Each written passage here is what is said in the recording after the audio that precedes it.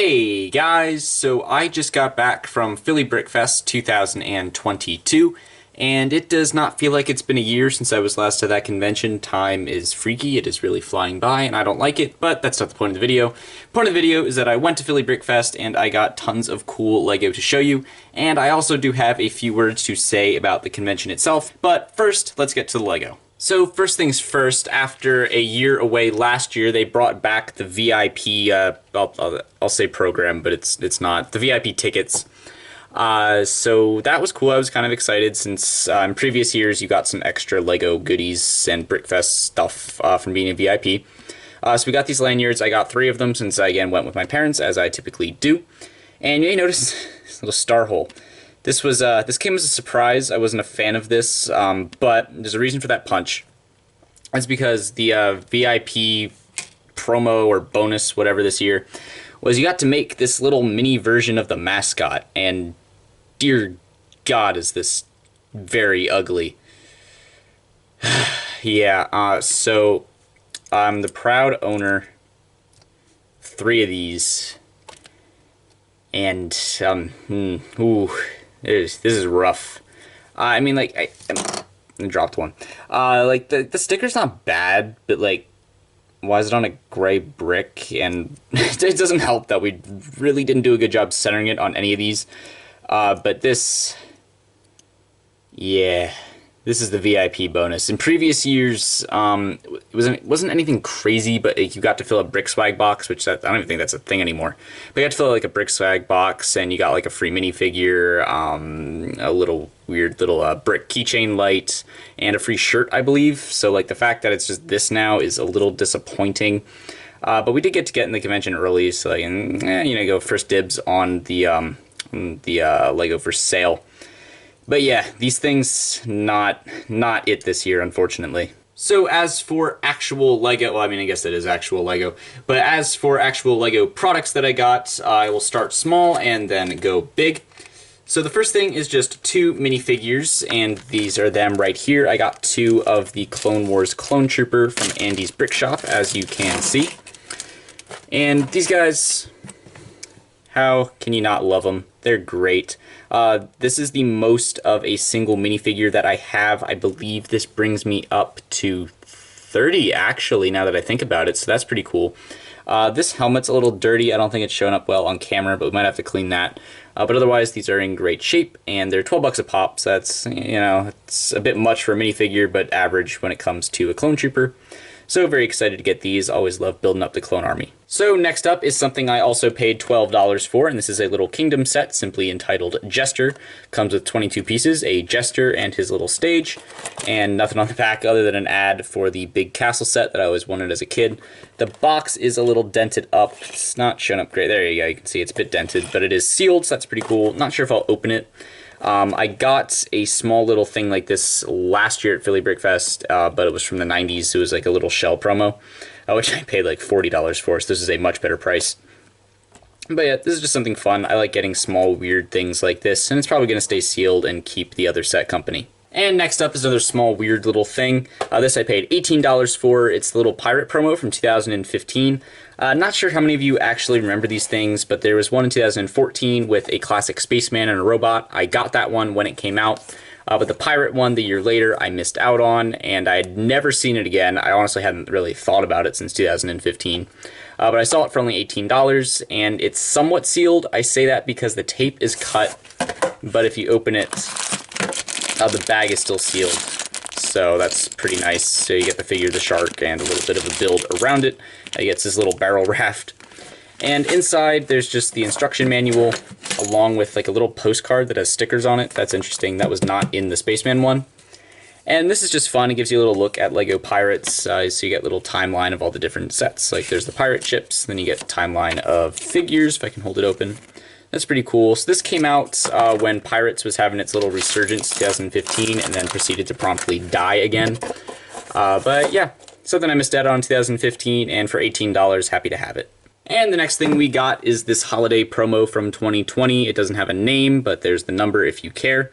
Just a little ice skating rink, and I usually get these promos for Christmas, but somehow this one just slipped under the radar.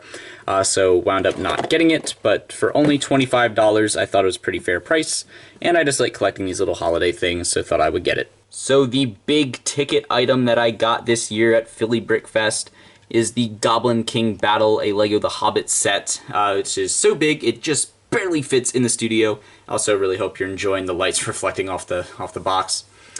But for those of you that don't know, I'm a pretty big Lord of the Rings and Hobbit fan, and I like going back collecting all of these sets that I didn't get back in 2012 since I wasn't as into Lord of the Rings then.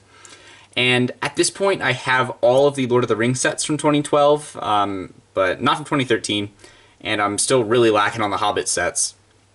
So I was like scoping out for those whenever I go to like a used LEGO store or anything. So when I got to Brickfest, I was looking for some of this stuff, and Andy's Brick Shop was the only one that had Lord of the Rings or Hobbit stuff, and he didn't have too much, less than usual, and most of it I already had or wasn't super interested in, but this I was interested in. Comes with three exclusive dwarves, I'm sorry, and also comes with the Goblin King, which is a really cool figure, and it just seems like a really nice build. And you can't see the price tag, but it was $200, which is a decent price, I hope. And it has sealed bags, it says, so I'm assuming it's a similar deal with the Pirate promo, where like tape has been cut, but the bags inside are still sealed. So I am very excited to add this to collection, finally start building up that LEGO The Hobbit collection to match the Lord of the Rings. And as a fun little bonus, on the way home we stopped by an antique mall, which I knew had LEGO. I had gotten something there before. It was the Republic Attack Shuttle. I'm not sure if I actually made a haul video on that one, but I got that a few months ago. So I went back since it was on the way home, and I found a 501st Battle Pack, and you may be wondering why I bought my 9th 501st Battle Pack, and that was because it was only $25, which is $5 off retail, and this set is retiring at the end of the year as far as I'm aware. So I thought this is the cheapest I will ever see this set again, so I decided to pick it up. So that is it for the haul in terms of things that I bought. But like I said at the beginning, I have some thoughts regarding the convention this year. So I've been going to Philly Brickfest since it started back in 2014, I believe it was. And I have been to every single one since. They ran 2 in 2014 and then went just 1 a year after that, I'm sure, stopping in 2020 because of the pandemic, and then restarting in 2021. And if you watched my haul video last year, you will know that I was not a huge fan of Philly Brickfest last year. It was like half the size, maybe even smaller than it was pre-pandemic. And I kind of chalked that up to just maybe people wanting to stay away or the convention needing to start smaller since it maybe lost some money the previous year. So even though I was a little disappointed, I wasn't mad at it because I figured it was just still pandemic causing pandemic things. So I had hope going into it this year. You know, they brought back the VIP thing, which they had gotten rid of in 2021. So I was looking forward to it. I was hopeful that it would be better, that it would be bigger, you know. And I get there, and it is the same thing as last year. There are, it's one strip of vendors.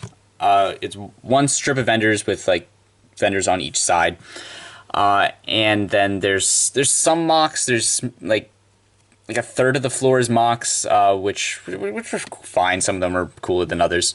And then they also had their like event tables set up just for like kids to build and whatnot. Which, I mean, you know, you need that there.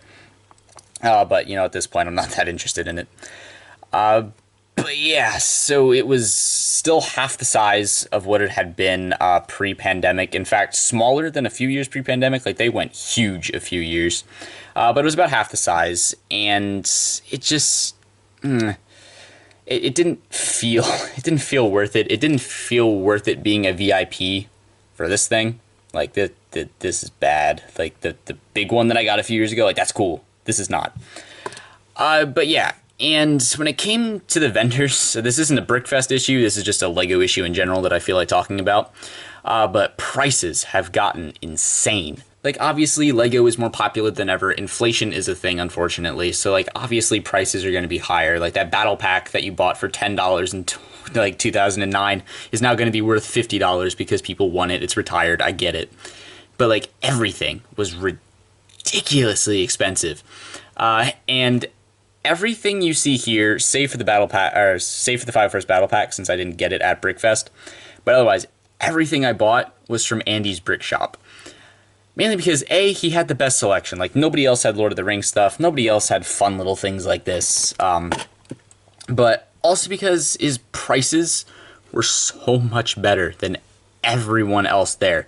Like, this holiday set, I got it at Andy's Brick Shop for $25 without looking anywhere else, because I'm like, oh, good deal, I want it, I'll buy it. And then I leave Andy's Brick Shop, his stand, and right next door is the Brick Show. Now, you know, I remember them.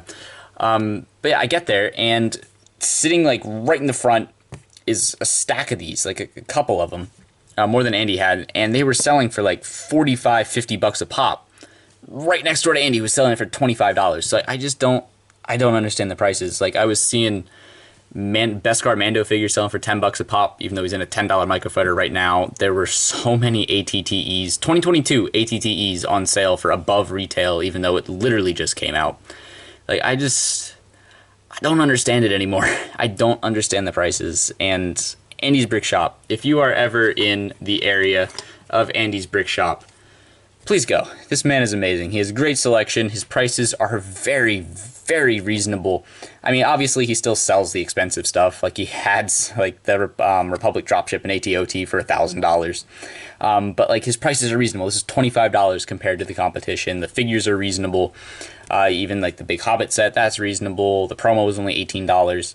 Like, he's just very, very good. I like Andy's Brick Shop, so go out and support if you're ever in the area of him. But yeah, so that's the Philly Brickfest experience. Like, I enjoyed going. It's just, it doesn't feel quite as worth it anymore with the size that it is, with how expensive all of the vendors were, save for Andy's. So like, at that point, why pay admission when you could just go to Andy's Brick Shop and he has the stuff there? So yeah, that's a long-winded way of saying this might be the final Philly Brickfest haul, which is really odd to say because I have gone to every single Philly Brickfest since it started in 2014. So it hurts a little bit to say that this might be the last one, but just based on the experience today, which I did enjoy, but it just doesn't feel quite worth it anymore. But yeah, to end it on a high note, that is the Philly Brickfest haul. I am very happy with all the stuff that I got, and big shout out to Andy of Andy's Brick Shop. Just gonna plug him again. Not sponsored, I just really like the guy. Great store and great prices. So that will do it for my Philly Brickfest haul for 2022. If you enjoyed, please leave a like. It really helps the channel out and is very much appreciated. And feel free to leave your comments with your thoughts on anything I talked about in the video. And if you really enjoyed, definitely click subscribe and turn on notifications so you don't miss it when I occasionally upload a new video. And that will do it for this video, guys. Thank you so much for watching. Bye.